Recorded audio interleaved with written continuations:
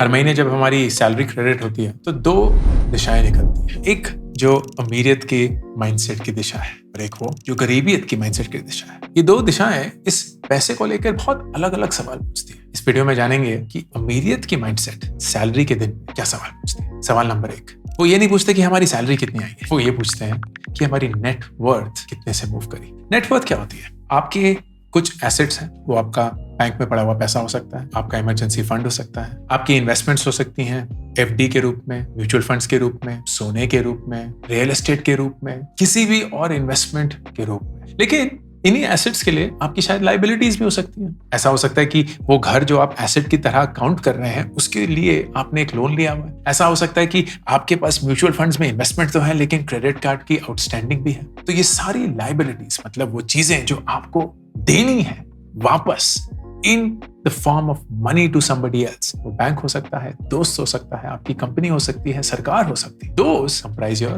Liabilities and asset minus liability is your net worth. तो अमीरियत वाले माइंडसेट ये नहीं पूछता कि अरे इस महीने 50,000 आ गए, वाह मैं 50,000 से अमीर हो गया। वो ये पूछते हैं कि इस 50,000 में से कितना पैसा वाकई में मेरे एसेट्स के लिए रहेगा, क्योंकि बहुत सारा तो लाइबिलिटी में चला जाएगा, चाहे वो किसी को रेंट देना हो, चाहे वो कोई ईएमआई भरनी हो, चाहे वो खाने पीने का खर्चा हो, चाहे वो क्रेडिट कार्ड का बिल हो।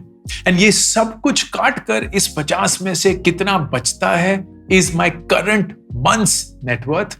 और वो अगर मेरे ओवरऑल नेटवर्थ में जुड़ता है तो मेरा नेटवर्थ बढ़ता है या घटता है। They are constantly focused on how much money they have after they have paid every money that they owe somebody else. इस वीडियो को स्पॉन्सर किया है स्केलर स्कूल ऑफ बिजनेस ने, जहां मैं 2 स्टूडेंट्स को 20 लाख रुपए की स्कॉलरशिप दे रहा हूं to pursue the full time PG programme in management and technology at their Bangalore campus. इस प्रोग्राम के करिकुलम में स्टूडेंट सिर्फ किताबें बातें नहीं पढ़ते, वो actual real world scenarios experience करते हैं। जैसे कि आप फाउंडर्स को अपने बिजनेस आइडियाज डायरेक्टली पिच कर रहे हैं, कैंपस पे अपना बिजनेस चला रहे हैं। एक ऐसा करिकुलम जो CXOs ने प्रैक्टिकल नॉलेज के तहत डिजाइन किया। स्कॉलरशिप पाने के लिए डिस्क्रिप्शन और पिन कमेंट में जो लिंक है उस पर क्लिक करिए और भूलना मत SSB Ankur, Scaler School of Business Ankur, ये कोड अप्लाई करना पड़ेगा to be eligible for the scholarship. सवाल नंबर 2, अमीरियत का माइंडसेट इंस्टेंटली जब लेजी पैसा से देखता है तो उसको फायर कर देता है। लेजी पैसा क्या होता है? लेजी पैसा वो पैसा होता है जो इन्फ्लेशन से भी ग्रो नहीं कर रहा। मतलब आपके पैसे की अहमियत, औकात, हैसियत हर साल घटती जा रही है। समझाने की कोशिश करो। फर्ज करिए कि आपके पास 100 रुपए हैं और वो 100 रुपए आपने एक एफडी में डाल दिया जिसपे आपको 5% ब्याज मिलता, तो साल के अंत पे आपको 105 रुपए मिले। आपने बोला वाह 100 105 हो गए, बहुत बढ़िया। लेकिन इसी एक साल के दौरान जो 100 रुपए की चीज थी वो 6% से बढ़ी, क्योंकि इन्फ्लेशन 6% से, मतलब वो 100 रुपए की चीज जो पिछले साल 100 की थी आज 106 रुपए की हो चुकी है। तो आपके 100 रुपए जो उस चीज को पिछले साल खरीद सकते थे आज 105 रुपए बढ़कर भी उस चीज को नहीं खरीद सकते, क्योंकि वो चीज 106 रुपए की हो चुकी है। आपका पैसा 1% से घट चुका है। ये होता है लेजी मनी, वो पैसा जो सुस्ता रहा है। अमीरियत का माइंडसेट इस पैसे को रफा दफा करता है। इसको कहीं डालो जहां ये काम आए। वो इमरजेंसी फंड भी हो सकता है जो ज्यादा पैसे कमाने के लिए नहीं है लेकिन हमारी सुरक्षा के लिए। वो इंश्योरेंस के लिए हो सकता है क्योंकि ये पैसे नहीं कमा के देगा लेकिन मेरे को सुरक्षित रखेगा। ये सोने में हो सकता है क्योंकि मुझे पता है कि वो इन्फ्लेशन बीट कर देगा। ये म्यूचुअल फंड में हो सकता है, ये किसी कर्ज को चुकाने के लिए हो सकता है, लेकिन ये मेरे बैंक में बैठकर सुस्ताएगा नहीं। सवाल नंबर 3, वो ये पूछते हैं यार हम अपने फ्यूचर सेल्फ को आज कितनी रेस देंगे। एंड बड़ा इंटरेस्टिंग सवाल है क्योंकि हमें अपने जहन में ये लगता है कि रेस का मतलब एक इंक्रीमेंट, कि आज आपको तनख्वाह मिल रही है 25, अगले साल से मिलेगी 30 और वो हो गया आपका रेस। लेकिन दोस्त अगर वो 25,000 रुपए जो आज आप कमा रहे हैं हर साल किसी तरह से 15% से ग्रो करता रहे तो आपकी तनख्वाह अगर 25 से 30 ना भी हो, आपकी एक्चुअल आमदनी तो 30 तक पहुंच गई ना। अमीरियत वाला माइंडसेट यही पूछता है। वो पूछता है कि यार जो हमारे पैसे हैं उसको हम कैसे बढ़ा सकते हैं, उसको हम इंक्रीमेंट कैसे दे सकते हैं। हमें किसी कंपनी की वेट नहीं करनी है, हमें सरकार की वेट नहीं करनी है, हमें टैक्स घटने की वेट नहीं करनी है। हम अपने इस पैसे को बढ़ाएंगे कैसे? तो चलो इन्वेस्ट करते हैं जहां भी करना है, जो भी आपके रिस्क की फितरत हो, लेकिन करना जरूर है क्योंकि हमें अपने बचे हुए पैसे को एक रेस देनी है। सवाल नंबर 4, मैं अपने फ्रीडम फंड में कितना पैसा डालूं?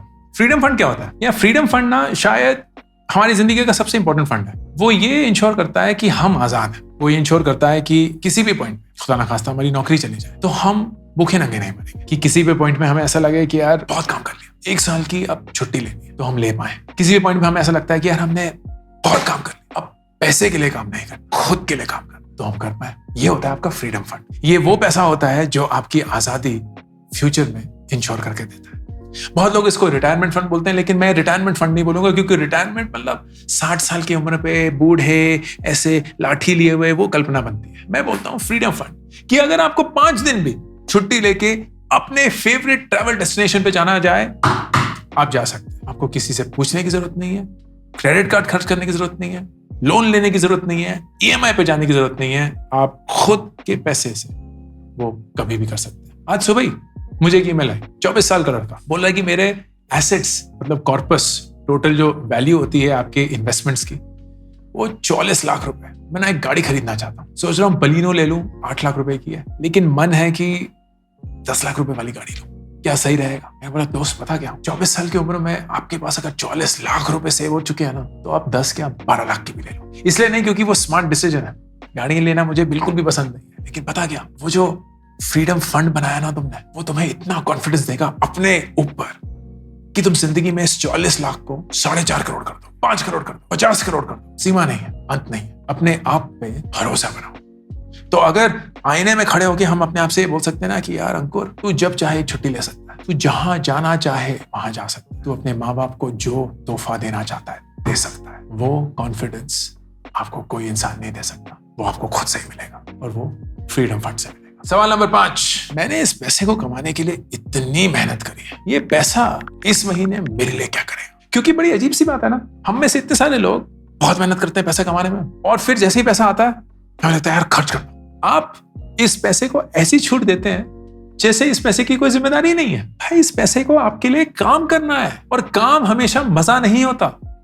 तो अमीरियत वाली माइंडसेट ये सवाल पूछती है कि यार इस पैसे से काम क्या होगा? फॉर एग्जाम्पल, ये पैसा मुझे इस महीने क्या सिखाएगा? तो मैं कौन से कोर्सेज लूंगा, मैं कहां किस चीज से कुछ पढ़ सकता हूं, कुछ सीख सकता हूं। ये पैसा इस महीने मुझे किस इंसान से मिलवाएगा? मैं कौन से नेटवर्किंग इवेंट्स पे जा सकता हूं, मैं कौन से फोरम्स कम्युनिटी ज्वाइन कर सकता हूं, मैं कौन से न्यूज़लेटर्स को सब्सक्राइब कर सकता हूं। ये पैसा इस महीने कौन से आइडिया को इवैल्यूएट करेगा, मैं कौन से स्टार्टअप आइडिया को टेस्ट करूंगा, मैं कौन से साइड इनकम को एक्सप्लोर करूंगा। ये पैसा इस महीने कौन सा काम किसी दूसरे इंसान को दे सकता है, वो काम जो मैं करना नहीं चाहता लेकिन करना पड़ता है, क्या वो मैं किसी और इंसान को देख के अपने लिए वक्त निकाल सकता हूं? ये पैसा मेरे लिए इस महीने क्या काम करेगा? सवाल नंबर 6, ये पैसा इस महीने मेरे लिए वक्त कैसे बचाएगा? अमीरियत वाली माइंडसेट लोग ये जानते हैं कि जब तक आपके पास खुद के लिए वक्त है ना, आप दुनिया में कुछ भी कर सकते हैं। आप लोगों से मिल सकते हैं, आप कुछ नया सीख सकते हैं, आप कुछ नया ट्राई कर सकते हैं, एक नया स्टार्टअप शुरू कर सकते हैं।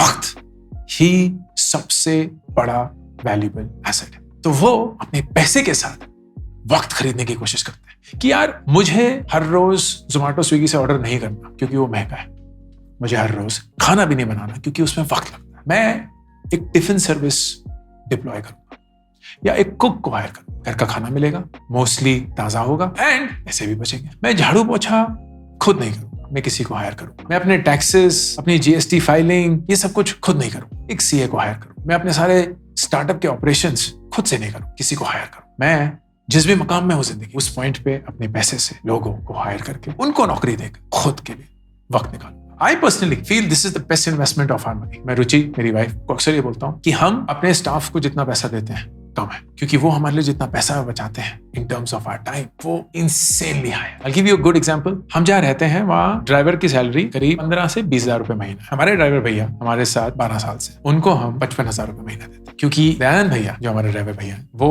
हमारे बच्चों को जहां भी ले जाना होता है ले जाते हैं। उनको हम ब्लाइंडली ट्रस्ट करते हैं। उनके पास हमारे ATM का पिन है, वो हमारे घर की देखभाल करते हैं जब हम कहीं ट्रैवल करते हैं। जो भी आड़े टेढ़े काम होते हैं जो हमें करवाने होते हैं, किसी के घर कुछ भिजवाना है, किसी से कुछ ठीक करवाना है, किसी से कुछ पता करवाना है, वो करते हैं। मेरे माँ पापा जो पास ही में रहते हैं, उनके लिए भी ड्राइवरिंग करते हैं, रुचि की मम्मी जो पास रहती हैं उनके लिए भी ड्राइविंग करते हैं. He makes our life super easy. And उसके लिए paying 55 per month is nothing. I would happily give this amount every single month, keep increasing it every single year to ensure that he keeps doing this, that he stays with us. And same thing for almost all other stuff. They're paid really well because I know कि वो सबसे जरूरी काम हमारे लिए करते हैं, हमारे को हमारा वक्त दे देते हैं. सवाल नंबर 7 बहुत इंपॉर्टेंट सवाल है क्योंकि बहुत लोगों को लगता है कि अमीरियत वाले माइंडसेट के जो लोग हैं वो ये सवाल नहीं पूछते. एंड सवाल ये है कि इस महीने हमारा गिल्ट फ्री पैसा कितना होगा और किस चीज के लिए होगा. अमीरियत वाले माइंडसेट ना पैसे वाले लोग नहीं होते, उनके दिमाग में हमेशा पैसा पैसा पैसा ये नहीं चल रहा होता है. They actually know how to use their money wisely. तो वो ये भी जानते हैं कि हर महीने यार इतनी मेहनत से पैसे कमाए हैं तो उसको हम गिल्ट फ्री बिना किसी शर्मो हया के खर्च करेंगे on things that we love doing. Anything. वो कपड़े खरीदना हो सकता है, वो वेकेशन हो सकता है, वो किताबें हो सकती हैं, मेकअप हो सकता है, वो जूते हो सकते हैं, whatever it is. But they know इस महीने जितनी सैलरी आई है उसमें से कितना और किस चीज पे. हमारे लिए for example as a family this is travel. हमारा हर महीने का एक बजट बनता है एंड उस बजट ऑफ कोर्स हम हर महीने ट्रैवल नहीं करते हैं लेकिन हर महीने हम ट्रैवल का एक बजट बनाते हैं जो कि पार्क करते हैं एंड देन जब वो पॉइंट आता है खर्च करते हैं. And that is our guilt free expense. Finally सवाल नंबर 8 इस महीने मैंने पैसे के बारे में क्या सीखा. It's a very important reflection क्योंकि हर महीने हर दिन इनफैक्ट आप पैसे के बारे में कुछ सीखते हैं. Something that tells you something new about yourself and your relationship with money. And अमीरियत वाले mindset हमेशा इंश्योर करता है कि इस सवाल का जवाब वो ढूंढे. For example, last month when I asked myself this question, I figured there is a very important part of my monthly income that goes towards my parents to just tell them that they're important. And surprisingly, जितना पैसा जाता है वो important नहीं. जाता है कि नहीं वो important है. So last month भी नहीं, early this month, but last month planning हुई थी. My parents decided that they want to go to Rishikesh. वो इस्कॉन को फॉलो करते हैं तो उनके लिए बहुत जरूरी है कि वो इस्कॉन का ही खाना खाएं ये सब वगैरह. So they wanted to stay close to the ISKCON temple in Rishikesh. Rishikesh में ना बहुत अच्छे रेस्टोरेंट होटल्स हैं, बहुत अच्छी क्वालिटी के ये सब वगैरह. पर यार नहीं, एक ना बहुत बढ़िया सा Airbnb ढूंढते हैं गंगा के किनारे इस्कॉन के पास. It will not have housekeeping, it will not have daily service, वो फ्रूट्स आ गए कुछ भी वैसा वगैरह वगैरह, but it will be super convenient and balcony में बैठ के ना गंगा का व्यू दिखेगा. सो दे विल एंजॉय इट. अब एक 5-star होटल ऋषिकेश में would be anywhere between 20 to 25,000 rupees a night. This Airbnb that I found, really nice property, close to ISKCON temple, Ganga के तट पर, is around 12,000 a night. Half, 12 भी नहीं शायद, 11 actually शायद 13 था.